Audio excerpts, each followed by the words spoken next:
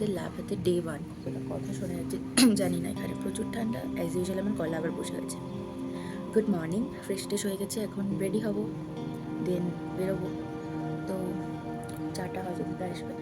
যাই হোক, তো বাকি ব্লগ কতটা কন্টিনিউ করতে পারবো জানি না। কালকে যা গেল, কি একটা হজবড় ব্লগ আমি করেছি।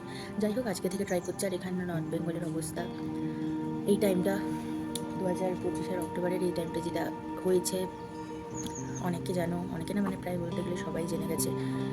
এখান থেকে যে দার্জিলিং যাবো সেই এতে কী হয়েছে আর কি। তো দেখা যাক কতটা কি যেতে পারি।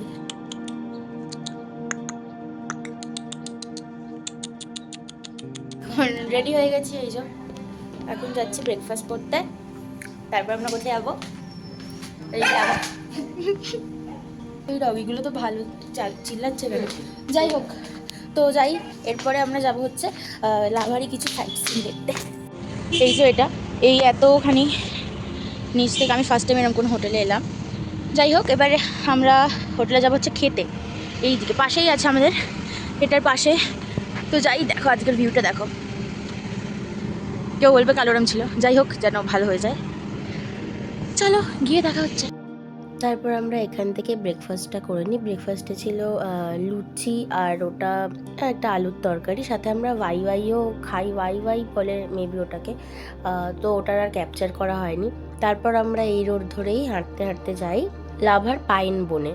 তো পাইন ফরেস্টটা দেখো, ওই যাওয়ার রাস্তাটাই কি হয়েছিল ওখানে, মানে এটা অনেকের সাথেই হয় বা প্রায় প্রত্যেকের সাথেই হয়, যেটা হচ্ছে কোনো না কোনো কুকুর একজন ঠিকই গাইড করার জন্য চলে আসে।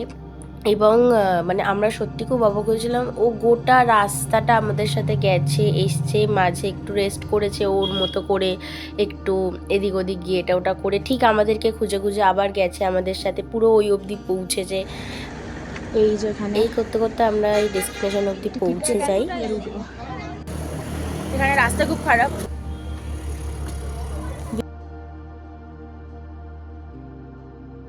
এই জায়গাটা ওঠার আগে এই নিচের এই রোডের দেখবে আই লাভ লাভা এই লেখাটা পেয়ে যাবে। আচ্ছা, আমাদের পাইন বোন আর ওই আই লাভ লাভা ওখানটা ঘোরা হয়ে গেছে। প্রচুর ছবি তুলেছি, ছবি তুলতে গিয়ে অনেক স্ট্রাগল করেছি, কিন্তু যেরকম চেয়েছিলাম যে ভিডিওটা সেরকম আসেনি। যাই হোক, এখন ব্যাক করছি। রাস্তাটা দেখাই কি বিশাল, কিছুই নয় যেটা দেখা যাচ্ছে। এইখান দিয়ে নাব যে এইভাবে, তারপর আরো অনেকখানি। আচ্ছা, এখন যাচ্ছে হচ্ছে শ্যাম মন্দির। দেখাই, এই যে এটাতে যাচ্ছে।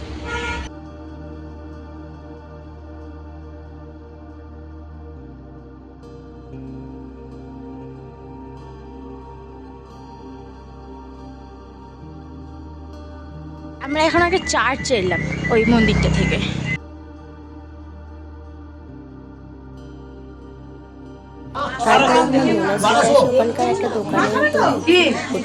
এবার যাবো মোনাস্ট্রিতে। আচ্ছা, এই জায়গাটা মোনাস্ট্রির সবচেয়ে বড় মোনাস্ট্রি যেটা পশ্চিমবঙ্গের, আমি বলছিলাম বারবার ভুলে যাচ্ছি। জায়গাটা অনেক উঁচুতে যেহেতু, তাই অনেক ভালো ভিউ আসছে আর কি এখান দিয়ে।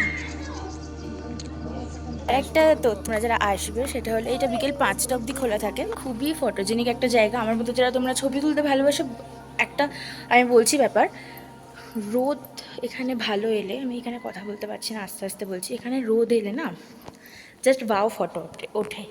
আমি কটা ফটো অ্যাটাচ করে দেবো। এটা যেহেতু মোনাস্ট্রির ভেতরটা, তাই এখানে সেরকম কথা বলতে পারছি না।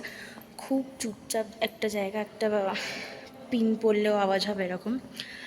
আর এটার ভিউ অসাম। এই যে